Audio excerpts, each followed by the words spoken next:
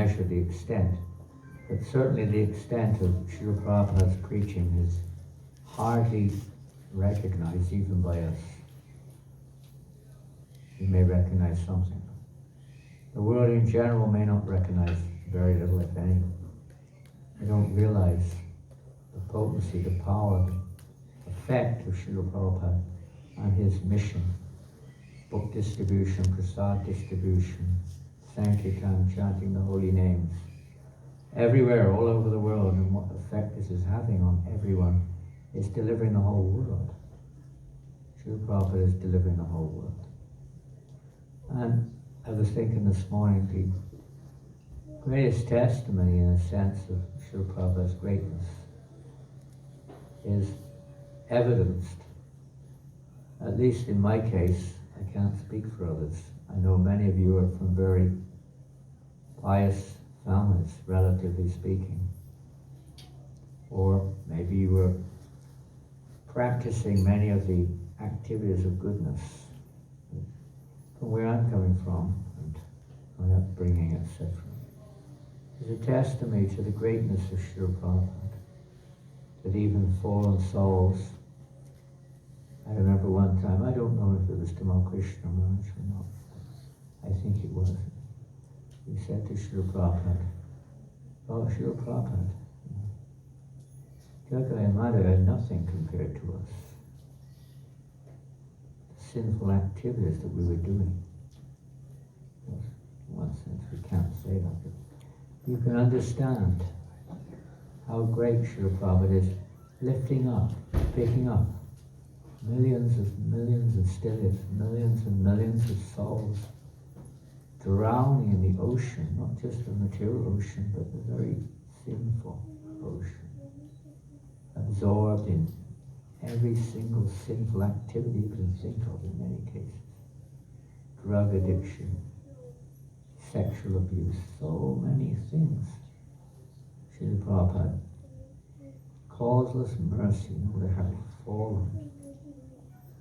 fallen the living entities are.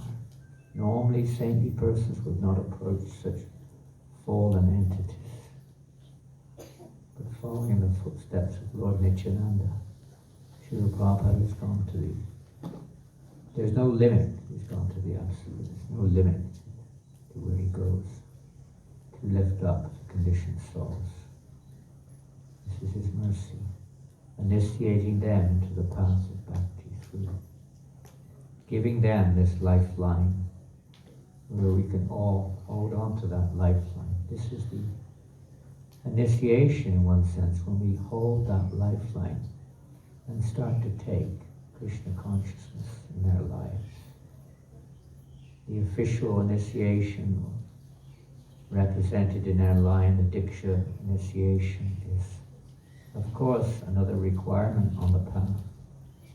But as we hear from Chaitanya Charitamrita, from Krishna Das Kaviraj Goswami, whether it's the Vatma Padarshika or the initial connection with Krishna consciousness through a representative, or whether it's the siksha that we receive, the instructions from a representative of Krishna, or whether it's the diksha which we receive, all three are nothing but, you could say, forms of the mercy of the Lord, external manifestations of Krishna's mercy. And of course, in the heart itself, Krishna is there, guiding us, reminding us. And he's there in a literary form. If we really want, Srila Prabhupada said, to know the spiritual master, we have to follow, of course, but we also have to read his books. Prabhupada's books are there for us. This is how we associate with the pure devotee of the Lord. We open our hearts and we allow his words to enter into our hearts. And they will cleanse our hearts, purify our intelligence. We will start to see things in perspective.